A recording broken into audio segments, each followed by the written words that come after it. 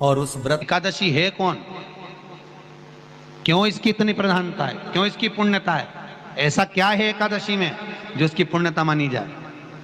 कौन है ये जो भगवान नारायण तक एकादशी का व्रत करते हैं? सुभद्रा जी को भगवान जगन्नाथ ने, जगदीश ने एकादशी का व्रत कराया था। बद्रीनारायण भगवान को माता लक्ष्मी ने एकादशी का व्रत कराया था। क्यों? चंद्रायण एकादशी व्रत की माता। एकादशी है कौन? तो कहा जिसको व्रत करने पर भगवान नारायण भी जिसका व्रत करते हो, भगवान माता लक्ष्मी जिसका व्रत करती हो, वो एकादशी है कौन? तो शास्त्र वर्णन करता है महाराज, स्कंद पुराण का सुंदर चातुर्मास्य खंड के अंतर्गत वर्णन आया है महाराज। एक बार भगवान विष्णु आनंद में विराजमान थे, पद्मावती और माता लक्ष्मी दोनों उनके पास में विराजी हुई थी। भगवान लक्ष्मी और पद्मावती दोनों बैठी, एक सिर के पास, एक चरण के पास। कुछ समय बाद वहीं पर ब्रह्मदेव का आगमन हुआ और ब्रह्मा जी आगमन पाकर भगवान नारायण पद्मावती से लगकर उठे और उठकर लक्ष्मी की ओर झुके। झुकने पर इन तीनों के समागम से भगवान नारायण के हृदय चित्त से एक कन्या प्रकट हो गई। उस कन्या का नाम एका था। क्या नाम था? एका। अब 10 उसके गुण इतने प्रबल थे, वो 10 गुण उसके बड़े प्रबल थे कि वो एका जिसको निहारती थी उसको संपदावान बना देती थी। जिसको देख लेती थी उसके जीवन में वो आनंद की अनुभूतियां करा देती थी। एका जिस मार्ग से जाती थी उस मार्ग के द्वार खोल देती थी। एका का पुण्य इतना पुण्य प्रखर। पद्मावती और लक्ष्मी ने कहा महाराज ये बेटी आपके द्वारा निर्मित हुई है, इसका कन्यादान करना चाहिए। हमारे यहाँ हिंदू धर्म में रीति है, जिस दिन कन्यादान करा जाता है उस दिन व्रत रखा जाता है।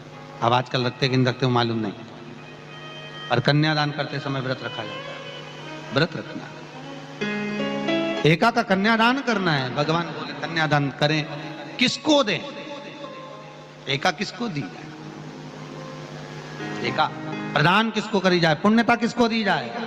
भगवान नारायण ने उसी समय लक्ष्मी और पद्मा से पूछा, तुम एकादशी के दिन जब आप जल शंकर को चढ़ाने तो रोज ही जाते, जब एकादशी का दिन रहे और शंकर जी के मंदिर में आप जल समर्पित करें तो 3 बार मुख से स्वधा स्वधा स्वधा या स्वधा स्तोत्र का पाठ, जिसमें 12 श्लोक 2-4 हैं। पैसा तो आ रहा है पर घर में टिक नहीं रहा। डॉक्टर में, पुलिस में, एक्सीडेंट आदि में, कहीं गलत जगह पर, व्यसन में अगर पैसा जा रहा है, जुए में, मांसाहार, मदिरा पान, या कहीं आया पैसा आने में कमी नहीं, आ रहा है पर टिक नहीं रहा, रुक नहीं रहा।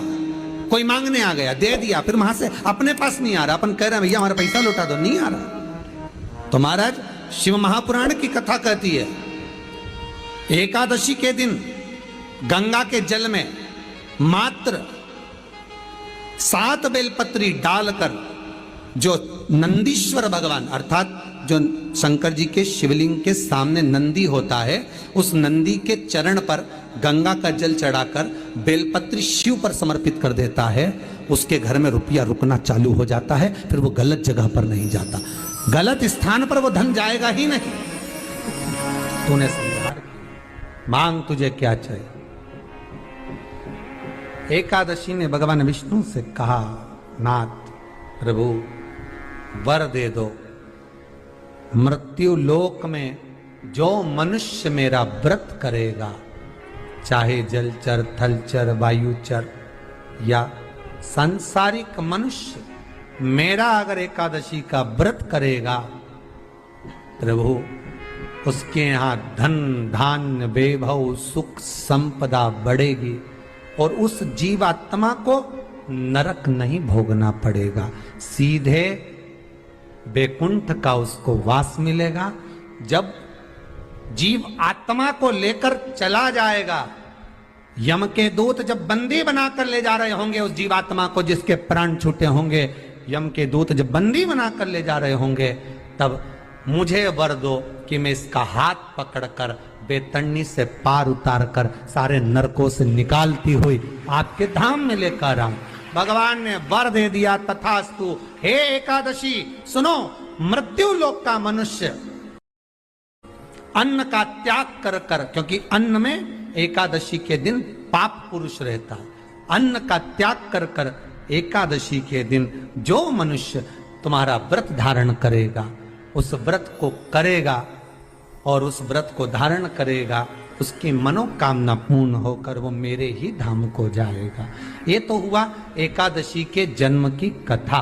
एकादशी के दिन गंगा के जल में मात्र 7 बेलपत्री डालकर जो नंदीश्वर भगवान अर्थात जो शंकर जी के शिवलिंग के सामने नंदी होता है, उस नंदी के चरण पर गंगा का जल चढ़ाकर बेलपत्री शिव पर समर्पित कर देता है, उसके घर में रुपया रुकना चालू हो जाता है। फिर वो गलत जगह पर नहीं जाता, गलत स्थान पर वो धन जाएगा ही नहीं।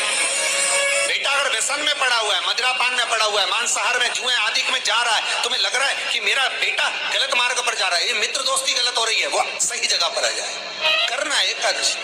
कई लोग इसको धन के लिए भी करते हैं, संपदा के लिए। संपदा के लिए अर्थात जिसका व्यापार नहीं चलता, जिसके घर में पैसा नहीं आता, या नौकरी नहीं लग रही, या सर्विस नहीं लग रही, आप अप्लाई कर रहे हो, जगह जगह जाकर इंटरव्यू भी दे रहे हो और पैसा नहीं आता, तो उसके लिए भी प्रयास किया जाता है। पर उसके लिए यहाँ पर जो धन के लिए करते हैं, उसके लिए विष्णुपदी के लिए करते हैं। मतलब जैसे गंगा के जल में तुलसी के 11 पत्ते डाले जाते हैं और उसको किसी भी नारायण के मंदिर में, राम कृष्ण शिव शंकर नहीं, राम कृष्ण भगवान विष्णु दत्त आदि जितने नारायण के मंदिर हैं, उस मंदिर में किसी भी पात्र में, एक छोटे से पात्र में उसको भरकर रखी जाते हैं महाराज। उससे भी जॉब सर्विस नौकरी में सफलता प्राप्त हो जाती है। परंतु वो भी एकादशी को ही होता है। कुछ देर तक पात्र को रखा जाता है, फिर वही पात्र का जल किसी भी वृक्ष के नीचे डाल दिया जाता है, उससे भी नौकरी के लिए फायदा मिलता है। गंगा का जल कोई साधारण नहीं। दशमी, एकादशी और द्वादशी